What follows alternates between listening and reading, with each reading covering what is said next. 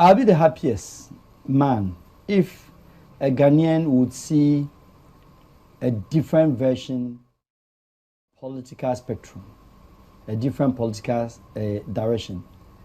My only problem, say in fact, Honorable candidate Agyapong, say maybe no, with the wealth, and maybe with experience, and the vision, and maybe the passion or work to make sure, say, from business standpoint, or person ka Ghana, a team succeeding. So I'm quite independent candidate, and will play neutrality card, regardless of the facts or MPP. Going to be dangerous elections. The chances you are referring to, say the primaries, so basically through MPP and NDC, MPP primaries, that will be a very good challenger or the Bema Honorable Al-Wahab, the Vice President. I'm looking at a very watertight race. What he brings on board, or what I can say, and he said, it will be very tough for Vice President to cross 50%. It will be equally tough for Honorable Al-Wahab to cross 50% with the inclusion of Kennedy Agyapong. I'm telling you. No, best split Tiama Obi and cross 50%. Omni and Seninara. A very watertight race. And I'm looking forward keenly to see that happen. And when it happens like that, he will be the kingmaker to make himself the king, or he'll be the kingmaker to make somebody a king, and then with a bargain. Okay, yes, Obeso the president. My numbers can add yours together. No, bien MPP today, I'm telling you, sir, it will be difficult for Kennedy Agyapong will raise in more. Honorable Chamatin Betimanya 50% plus 1. It will be difficult for Vice President to get 50% plus 1. Into a best split vote no, or split vote now, or by decision or kingmaker. Why am I saying that? From my understanding politically, yes, a traditional party, but I will talk about constituencies. All the parties, the 3 candidates, you know. His Excellency the Vice President of late, man said, the last election 2020, no, and what try say, what bem to get some baby constituencies. But you and I know very well, say, on yeah, traditional all out politician, now our constituency. And he has not generated one to that extent. But our constituencies be what my adopt because ultimately 8 vote, 8 constituencies are ultimately winning ma MPP our north. Honorable Kojo Al-Wahab, yes, is an MPP group. I'm yet to find out, say, validate, say, Central region and Ashanti region, South constituency we know, he made it. And I say, constituency way that you can connect it to Honorable Al-Wahab. Apart from taking out, say, well, yeah, MPP, old personal, what try presidential primaries that. And I say, Obika say, a drone is so pain. Are you getting me? Yeah. But I'm looking at, say, each one of them, the strengths, because at the end of the day, no primaries and your national elections, so and your MPP primaries, and it is only reserved for MPPs. And if it is reserved for MPPs, there, then you become be grassroots. So you become grassroots once, then you become be constituencies. And you become constituencies there. You share omumi and sano, constituencies. Ubetimi say, it be a Bantuma constituency, no. It is notably given for Honorable Al-Wahab or Vice President. Apart from say man for camp, we can talk about national say executive we fight executives in there individual people. Some were even 270 executives. They themselves do not form the quorum to decide who become the presidential candidate for the party. And the danger of it is that if Kennedy Agyapong continues pushing, not all pushy, the campaign, let us not forget, say, a man for say, a bit hard, a bit emotional, a bit aggressive for me, I believe say individual be we as biano or ne bat and on the side. But this is the person I would see in a critically. He's speaking particularly on job creation. He's speaking particularly not too much of politics, but then or modern day politics of what somebody a youth be or think or person. But because interestingly, the youth, when it comes to the national level, no qualifier, he could be a dangerous candidate. He could surprise anybody. But before so back cross that side, the youth of MPP Nankasa, they are not members of the delegates. And Tiahono and the MPP, NDC. Now we can talk about MPP, home government, home primaries, Kofi, money crazy bemu, umbeto. But I believe honestly, says a Kobas umbeto dia. Honorable Chamatin Ta can beto. May I try say may confirmation because what I know is I think chairmanship a simple majority and percentage wise may check here. I don't think mostly now use the number of votes. Yes. Not necessarily percentage. Whichever way it is, the number of votes will still represent percentage. I mean, you can't leave percentage out. Sure. If you get even 20 people out, it will represent a certain percentage. So what I'm saying is that say percentage as a percentage be 100% who got 50% plus one. I'm talking about say nipa 100. Of course, let's say nipa to be 30. You don't become a winner. Yeah. So the winner in your 32 and the winner, that 32 still represent 50% plus one. Maybe I got just mathematically. Okay. And what I'm trying to say is stimulation now all column. Any campaign now all year. I go back to the grassroots level. And the MPP delegates that we know said this time no. Obi aso I na dwen say onye mistake. Enkofie manere emfa bankuta mo no. What the man obeje. Where the man obeje. And when it matters most, sir, Kofi, the me who said it is the biggest cocoa season for MPP delegates. No one you don't because we are OG majority I said because say if vice president wants to make it up, yes, obey you. The president, of course, will back him because the baby no is backing whether he likes it or not. Oh, backina, ubetia. Because be an our government, o mind many fulfillment be of any promise on their side. Honorable Koja Alancha Martin. Ebi a 8 years ni nyina no beba no ebi a delegate and executive bi no wanya bibia from trade and the only time to interface with you the time I be solicit near the tamprint and amebwa you pay not different from honorable Kennedy Agyapong and can say me I'm a rich man I have money and I'm looking at it minimum accounts but say koba so tua dia I believe so. Obi Ejagum do bet me tuache vice president. Hey. Oh yes. Oh, there be a vice president or incorruptible. Vice president, no, a civil servant, and as a fan, so a public servant, and no buyer, whichever. And Timinu say no ye businessman. And this Obenya sponsorship crana. Sponsorship want to mean to say the businessman. Or no say over 7,000 workers. I will tear salary no. Over 12 gumo. Yeah. Can't bet 12 gumo. Mine never 12 gum papa. Gobi. In the campaign go with this. Gobi. Where did you go there? Do you believe?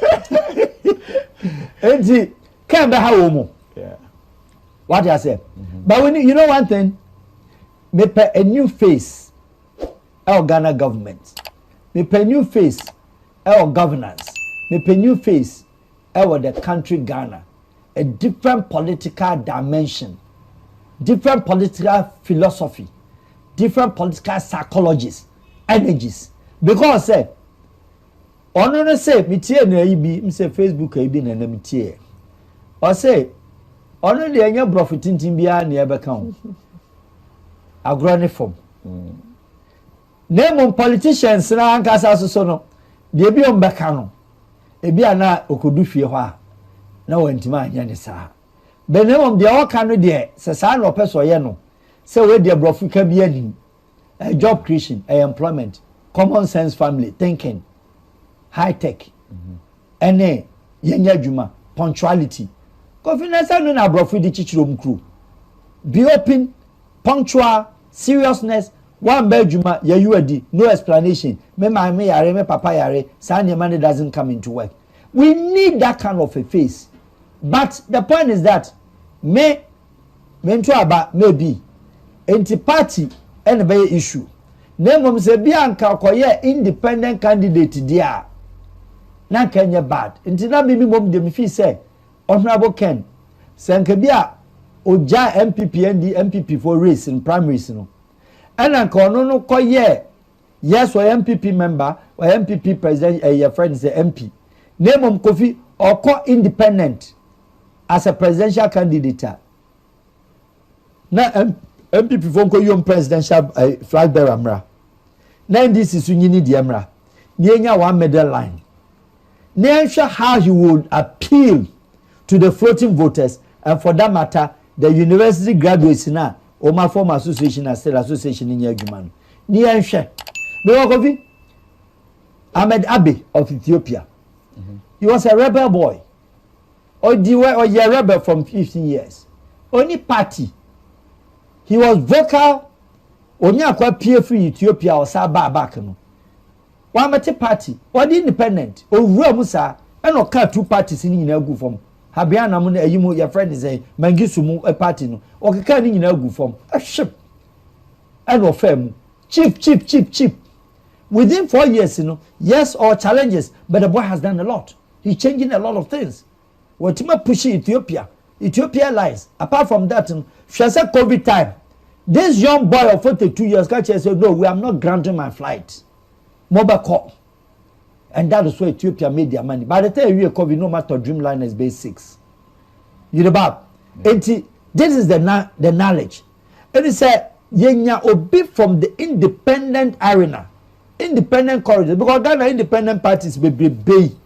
So cry ye will not for ye be. Kofi Muni Gumu. Some coming in our crack home boom. I don't got any acquire can a Kofi, where am I down for? Kofi granting. Momu come home. Now when you are among Kofakan, they are pass for presidential candidate, Kwamusika.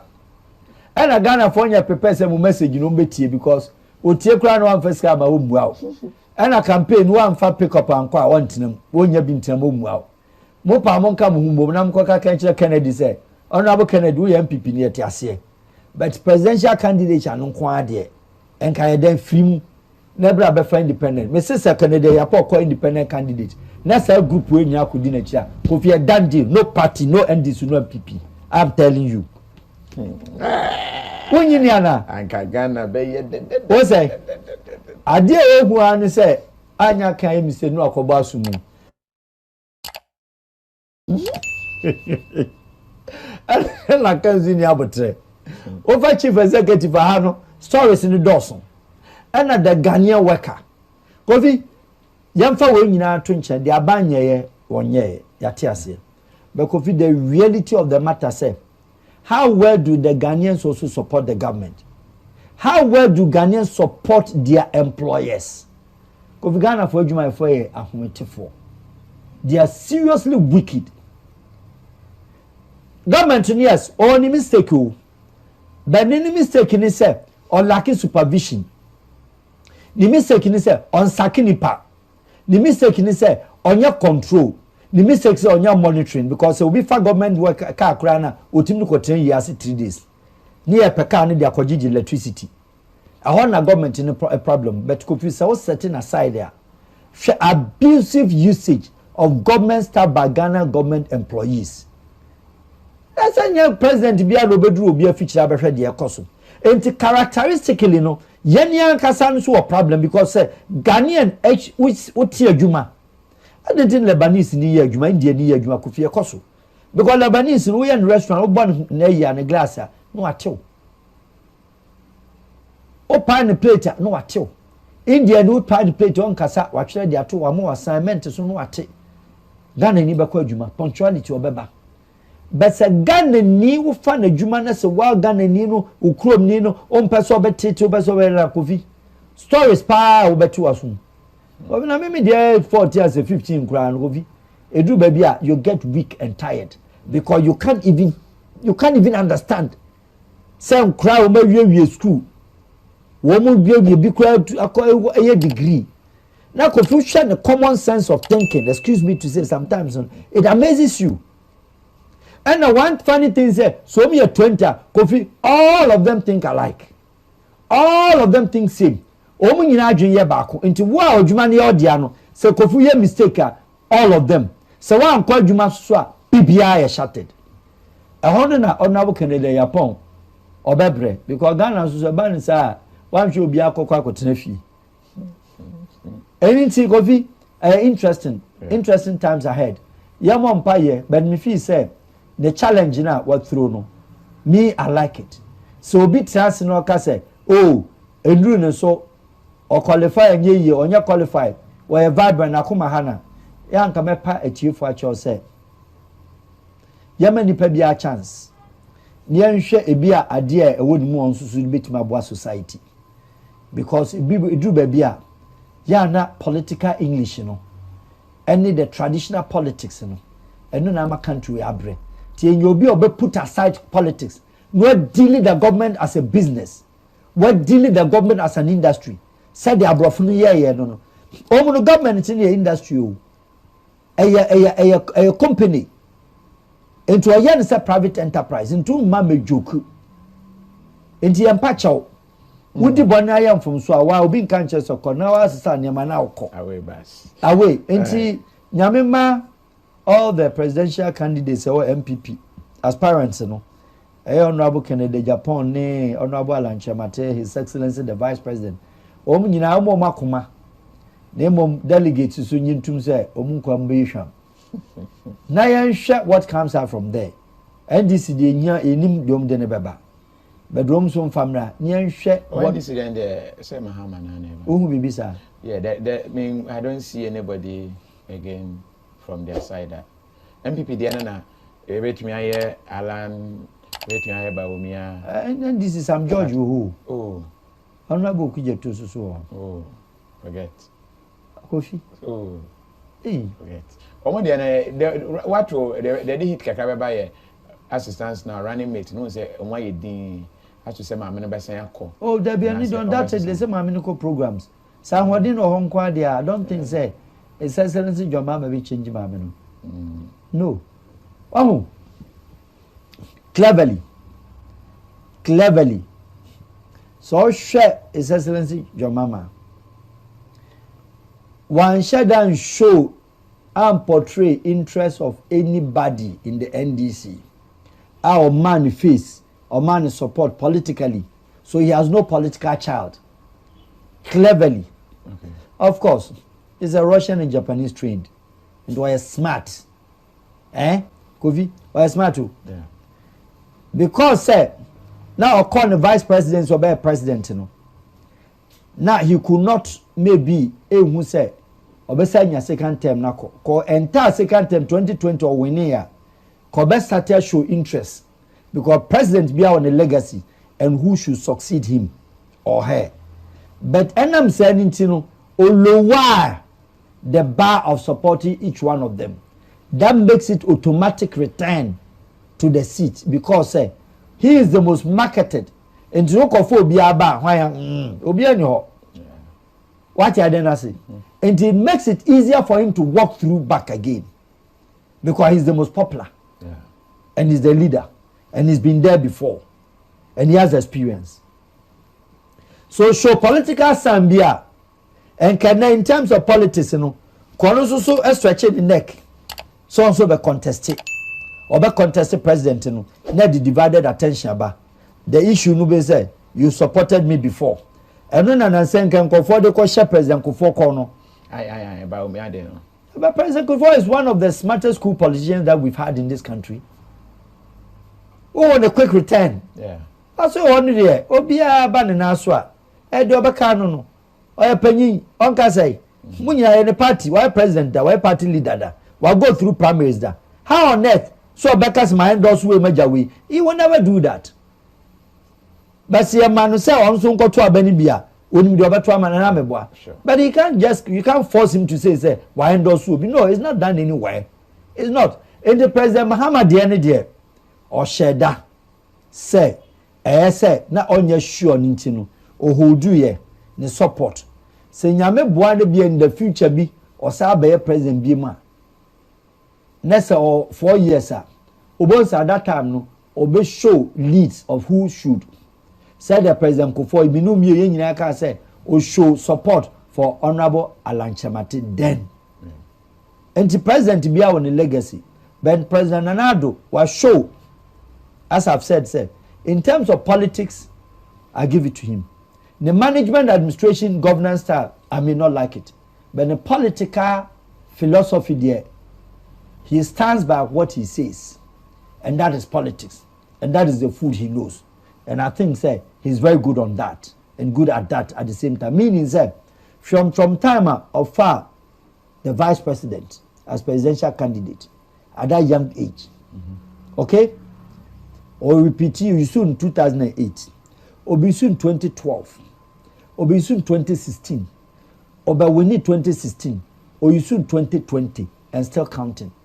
And to show solid proof of where he belongs to and the kind of motivation he wants to motivate him.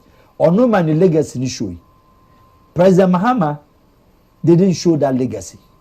President Kufuor, he showed that legacy. Sir President Mills Tiasia, Ebian Konusi would have shown who should. Ebian Nan Kenya President Mahama, Benebia and Konsu show interest in somebody.